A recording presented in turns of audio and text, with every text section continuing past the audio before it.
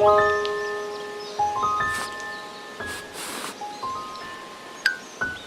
guys, this is the second devlog for our game Adagio, where you are a guy with a cloak wandering through the woods. It's my first real collaborative effort, with me doing programming and my accomplice doing art and music. The game is probably going to have 10 or 15 levels, but I wanted to go ahead and get the first one finished. Of course, a platformer level needs to have some interesting platforming mechanics, and we did already have the bouncy mushrooms and the thorns that kill you, but my accomplice didn't want to use the thorns yet, so instead I got to work on something else. This falling pine cone.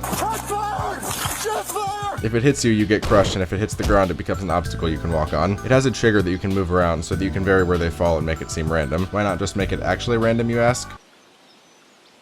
At the moment, these pine cones are sort of just scattered around this one part, but maybe they can get used more in the future, or you have to jump up onto one after it lands or something. My accomplice designed the rest of level 1, which ended up being honestly pretty short. The ending has this cool part where you have to use the mushroom to bounce up onto the wall and wall jump off onto the root in order to gain enough height to continue. This part is like really hard, so we may have to make it easier in the future if we want anyone to pass it. Once you are past that part, if you go to the right, you reach the end of the level, and if you go to the left, you reach nothing. Maybe we'll put a secret coin or item here once we make those. Speaking of the level exit, I made this gateway you can walk through and it closes the game. Sorry, there's no level screen yet. My accomplice also made some new sprites for bushes and stuff, which he added into the level, as well as redoing the background so that it looks much more lively. However, despite my heartfelt words of motivation, he still hasn't added a proper jumping or wall sliding sprite for Nick. On my end, I tried to make these trees that appear in the foreground for extra detail, but it doesn't look great.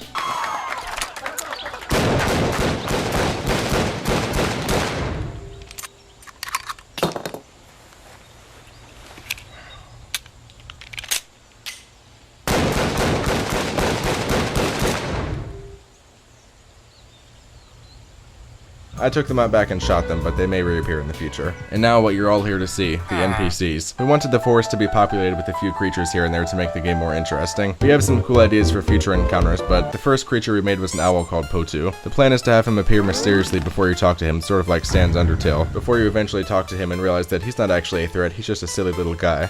Or is he? Just kidding.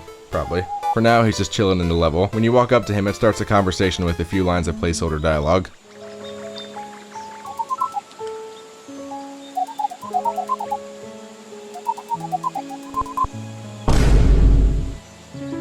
Then you can continue on your way. Now I must admit, we did end up taking him out of level 1 and saving him for later, and yeah, that's pretty much what we have so far. I know it's not much, but guys, I was on vacation in the country for like a week and all 50 of my dogs just died and my house spontaneously exploded, so considering all that, this is pretty good progress. And yes guys, right now the game is totally silent, which is very awkward.